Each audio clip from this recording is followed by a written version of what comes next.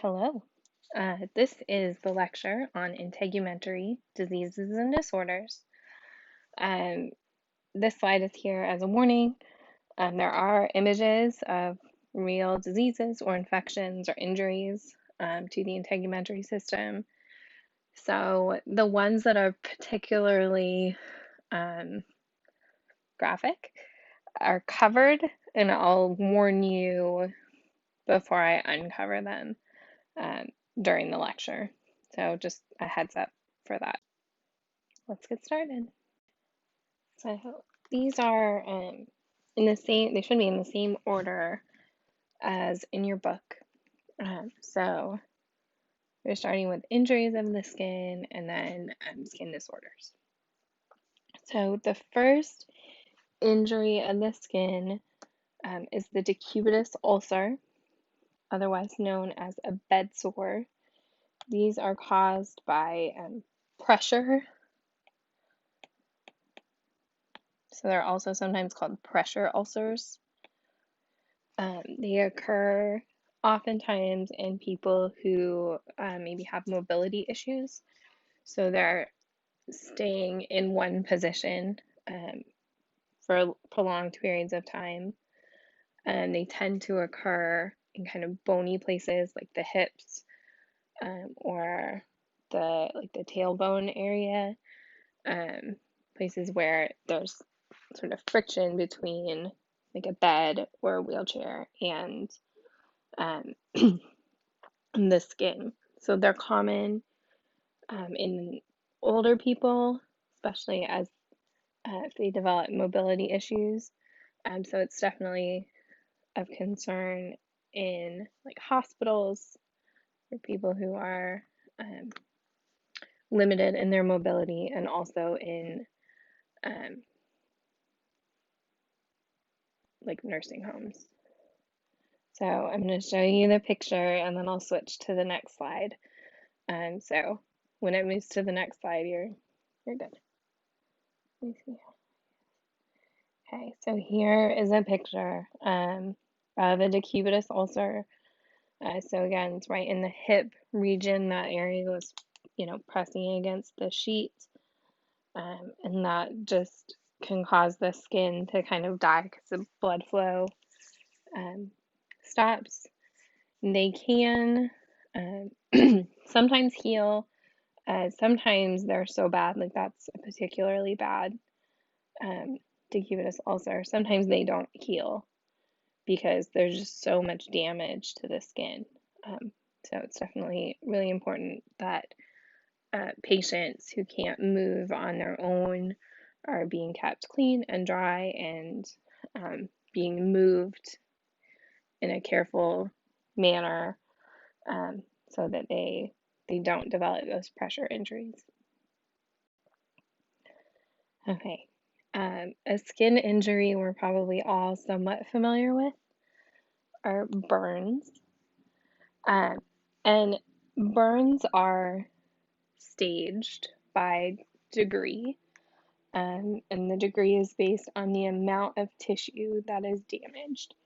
So in a first degree burn, it's the epidermis that's getting damaged.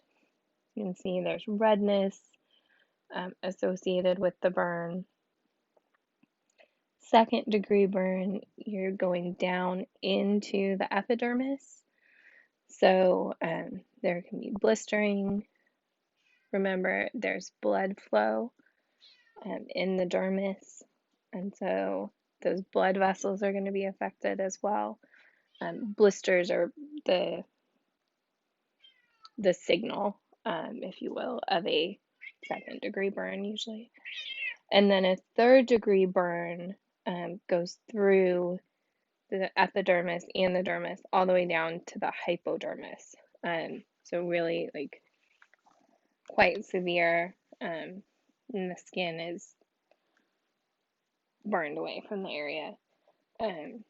So obviously they're ranked in degree of severity.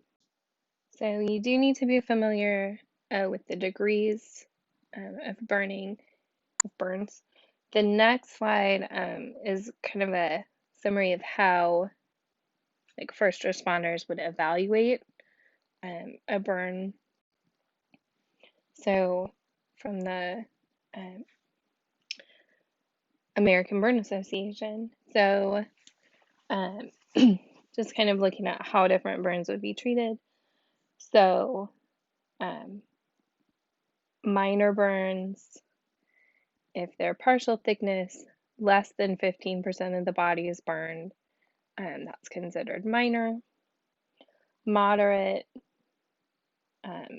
15 to 25% of the body has a partial thickness burn, which would be like a second-degree burn, or 10%, less than 10% of a full thickness. So they still need to be maybe treated in a hospital in particular for infection, to watch infection. And then a major burn would be if over 25% of the body had second-degree burns, or over 10% had third-degree burns. So then those people would be transferred to a burn center where they were specifically trained in the treatment of burns. So if you watch like medical shows, you might have seen like a burn center in one of their shows. So quite traumatic. Okay, so those were injuries. Obviously, there are more injuries, but it's a good overview.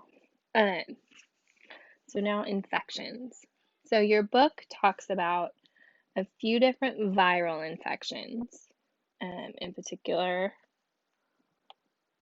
warts, herpes,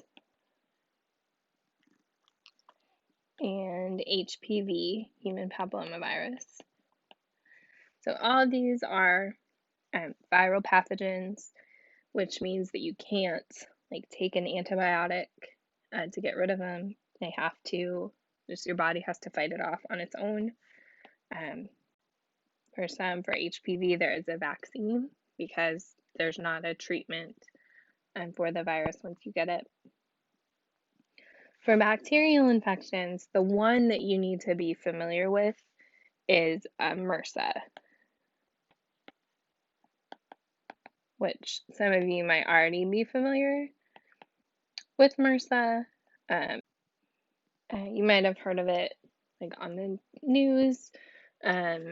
It's sometimes associated with like wrestling, the sport. So you might have heard of it, but that's the only one and the only bacterial infection you need to know. So we're going to talk more about that right now. Okay, so MRSA is a bacterial infection. And so typically, you might remember from biology, bacteria can be treated with antibiotics.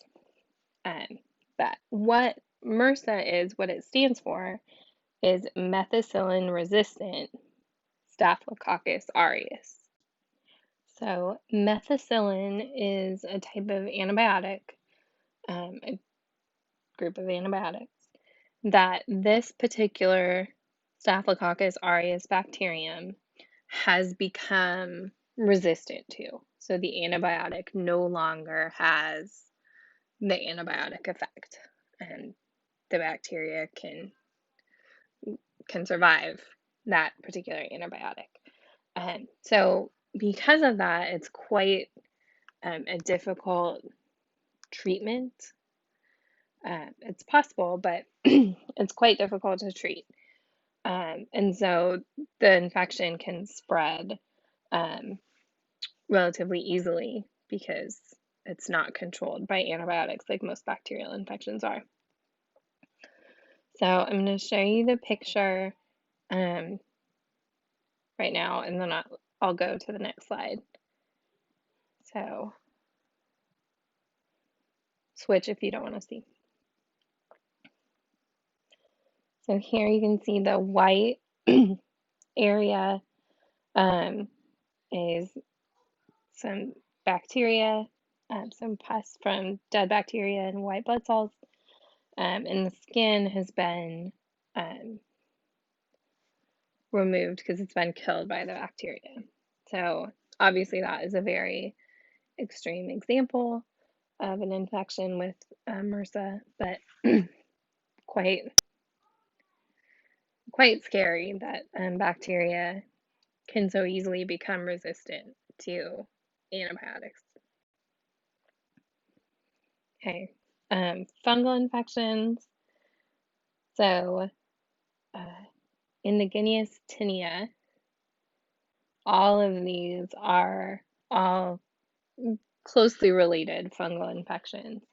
So athlete's foot, which you see a really terrible case, jock itch, ringworm, and toenail fungus. So all of these caused by a fungus. Again, it can be treated with an antifungal agent. Switching. Okay, inflammatory conditions are in the book, which is why I included it here, but you can skip. You don't need to know about inflammatory conditions. You do definitely need to know about this next section. So you definitely, as I said, need to be familiar with skin cancers. And skin cancers are named for the type of cells within the skin that are affected.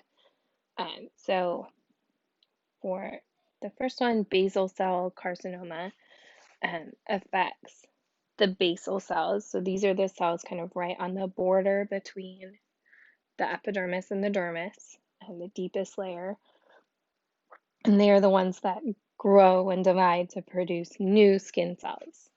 So right at that bottom layer that are then going to get pushed up.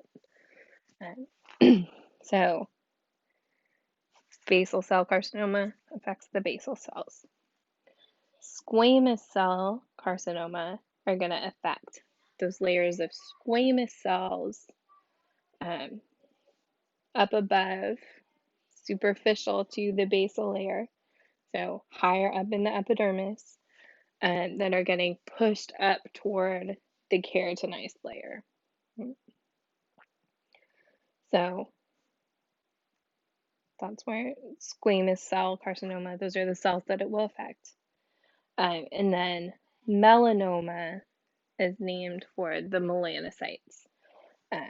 So that is a cancer where the melanocytes are dividing out of control. So you can see here, melanoma there. The melanocytes are dividing. So this ABCDE rule was developed for the detection of melanoma as a way, a guide for people to kind of do self-checks, and if they do notice something suspicious, to get it checked out by a doctor right away. So these are referring to like moles or things like that you're keeping an eye on because maybe they've gotten a lot of sun exposure, and sun exposure, UV exposure can cause DNA to mutate, which can cause cell growth to go out of control. So these are, things to keep in mind for people as they keep track of their moles. So if the mole becomes asymmetrical, if the borders become irregular, so instead of being nice and smooth and round, they get sort of bumpy or wavy.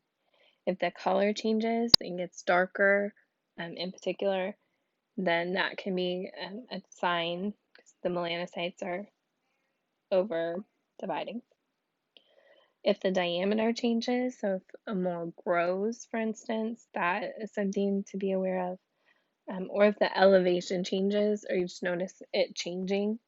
So this was developed, as a way, kind of an early monitoring system, if you will.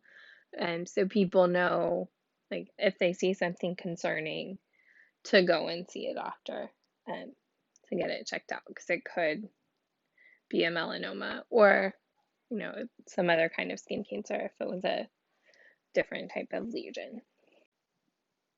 So in your case study, your unit assessment case study, you will be thinking about some of these injuries and disorders and kind of how they might affect a person's ability to do the other jobs of the skin, like maintain homeostasis and thermoregulate. Hopefully that was helpful. Bye.